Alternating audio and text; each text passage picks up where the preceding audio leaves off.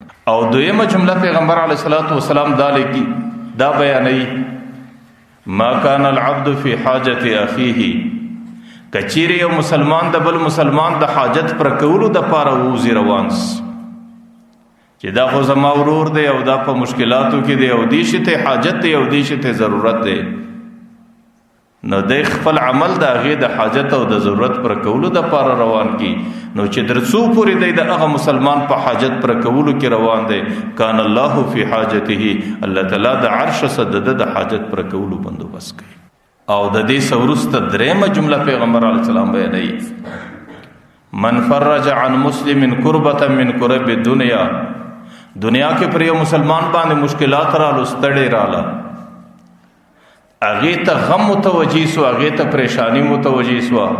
کله د مسکنت په شکل دی کله د بیماری په شکل دی کله د چا د ظلم په وجه دی کله د چا د تجاوز په وجه دی یو مسلمان د هغه د مشکلاتو پریشانی سره مخامخ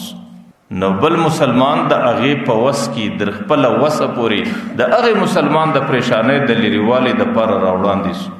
نبی خو فرج عنه کرب من کرب الدنيا والاخره الله تعالی به د دنیا پریشانیم د دې کومه کوم کې سلیری کوي او د دې په عوض کې چې د قیامت په میدان کې کومي پریشانی دي الله تعالی به د قیامت د میدان پریشانیم د ژوندۍ سلیری کوي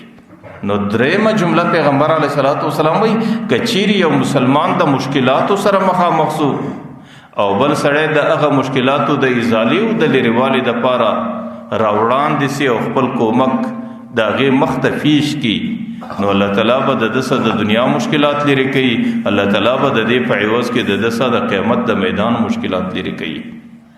او سلرمه جمله پیغمبر علیه الصلاۃ والسلام دا بیانوي من ستر مسلما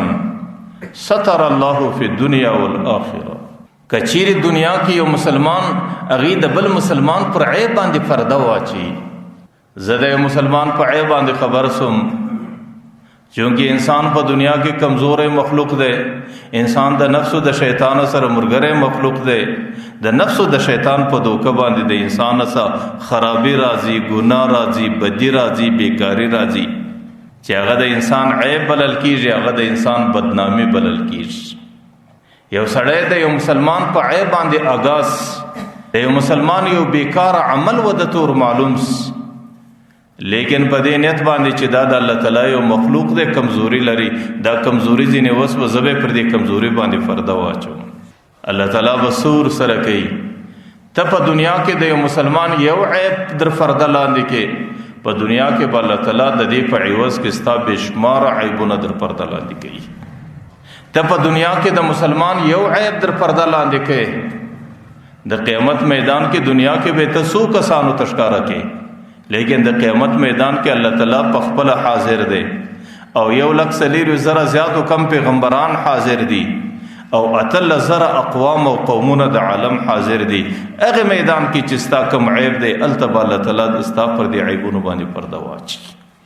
زکات چې دنیا کې سړی د مسلمان عیب خوندي کې د غیب په عوض کې الله تعالی په دنیا او آخرت کې د سړی پر عیبونو باندې پردي اچي اوس دا د پیغمبر علیه الصلاۃ والسلام هغه د حدیث مبارک کې اوسو جملې دي چې حضرت عبد الله ابن عمر رضی الله عنه را نقل کړي دي او د محدثینو په اصطلاح کې دې ته جوامع الکلم وایي جامع کلمات چې د دې هرې جملې دومره غټ او وسیع او فراخ مفهوم او معنا ده که سړی په دې جملو کې په یوه جمله باندې په حقیقي طریقه باندې عمل وکړي دا د ټولې زندګۍ د کامیابۍ نقشه ده او دا د ټولې زندګۍ دستور او قانون او د کامیابۍ طریقه جوړېدلی شي زه دا وایم چې دې جملو کې اوله جمله دا ده المسلم اخو المسلم یو مسلمان د بل مسلمان ورور دی او د دې دوه مسلمانانو په مابین کې اسلامي ورورګلوي ده او د دې اسلامي ورورګلوي حق دی او د دې اسلامي ورورګلوي تقاضا او غوښتنه ده چې کله پر یو مسلمان باندې پریشانی رااله پر هغه مسلمان باندې مشکلات رااله نو دویم مسلمان به د هغې د پریشانی او د مشکلاتو د لرې کولو دپاره همت او کوشش کوي کچیرې د هغې مسلمان په زندگی کې یو ضرورت رااله یو حاجت رااله نو دویم مسلمان به د هغې د حاجت او د ضرورت پر کولو دپاره خپل همت او خپل کوشش پر کار باندې اچوي دی جمله باندې پیغمبر علیه الصلاۃ والسلام چې په معاشره کې کم نفرتونه دي، کم انتشارات دي او د مسلمانانو په مابین کې کمی بدبینۍ دي، د دې ټولو مخنیوي پیغمبر علیه الصلاۃ والسلام په دې یوه جمله باندې وکړي. نن زموږ په معاشره کې مسلمان قوم کله کله پر قومیت باندې سره جدا دی، د هغې په مابین کې تفرقې دي، د هغې په مابین کې انتشار دی. څوک وایي چې دا عرب دی، څوک وایي دا عجم دی، د عجم و عرب پر نامو باندې انتشار دی. چې کله در هغې راشوسې بیا د انسانانو په مابین کې د خیلي و د ضعی په بنیاد باندې دا فلانکی خیل دی، دا فلانکی خیل دی او دا پلانکی ضعی ده، دا پلانکی ضعی ده، پر دې بنیاد باندې د مسلمانانو په مابین کې انتشار دی.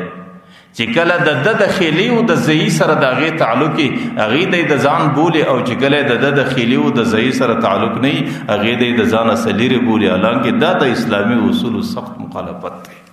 نن د انسانانو په مابین کې پر لسانی بنیاد باندې چې دا عرب دی او دا عجم دی، د دې ژبه عربي ده، د دې ژبه عجمي ده. په عجمي کې د دې ژبه پښتو ده، د دې ژبه فارسی ده. د پښتو او فارسی پر بنیاد باندې نفرت دی او دغه رقم د دې ژبه فلان ده او د دې ژبه فلان ده، پر لسانی بنیاد باندې چې کله دی زما سره پښتون دی نو زه د ده مرسته کوم، او چې کله زما سره پښتون نه دی، دی د فارسی والا دی، دی د اردو والا دی، دی د پلان ژبې والا دی، بیا زه د ځان جنس نه بولم، زه دی د ځان ورور نه بولم، حالانکه دا نفرت پر لسانی بنیاد دا د اسلامي اصولو مخالفت دی. بعض خلک کله کله هغې نن پر علاقایي بنیاد باندې چې دا د فلانکی وطن دی، دا د فلانکی وطن دی، دا د فلانکی ملک دی، دا د فلانکی مځکې دی، دا د فلانکی خاورې دی، دا د فلانکی خاورې دی. د دې علاقایي بنیاد باندې او د زمینی بنیاد باندې د مسلمانانو په مابین کې تفرقه راوستل، د مسلمانانو په مابین کې انتشار راوستل، دا اسلامي رهنمایي نه بلل کېږي، بلکې دا د اسلام د اصولو مخالفت دی.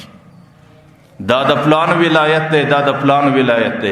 په دې ولایت کې دا د پلان ولسوالۍ دی، دا د پلان علاقې دی، دا د پلان قریې دی، دا د پلان قریې دی. پر دې بنیاد باندې یو د بل څخه ځان لرې کول، یو د بل څخه نفرت کول او یو بل مابین کې امتیاز او تفرقه ورکول، دا د اسلامي بنیاد او د اسلامي اصولو مخالفت دی. بعض خلک د شعبو پر بنیاد باندې کوي چې دا ټوله تجاران دي، دا د تجارانو ټولنه ده. هغوی بیا چې کله د بلې ټولنې مشکلات راسي، تجاران ځان د ځانه د هغې سره نه ملګری کوي، او دا بیا د کښتګارانو د کروندګرو ټولنه ده، او دا د موټروانانو ټولنه ده، او دا د پلان ټولنه ده، دا د پلان ټولنه ده. پر دې ټولنه باندې په مابین کې تفرقه راوستل، په مابین کې انتشارات راوستل او یو د بل مرسته نه تیارېدل او یو د ځان بل د ځانه څخه بیل بلل او جلا بلل. ما درته ویل چې دا د پیغمبر علیه الصلاۃ والسلام د دغه حدیث مخالفت دی چې دې حدیث کې پیغمبر علیه الصلاۃ والسلام اسلامي اصول بیان کړي دي. المسلم اخو المسلم، مسلمان د مسلمان ورور دی. اغه مسلمان کا د هرې علاقې سره تعلق لري، اغه مسلمان کا د هرې ژبې سره تعلق لري، اغه مسلمان کا د هرې شعبې سره تعلق لري،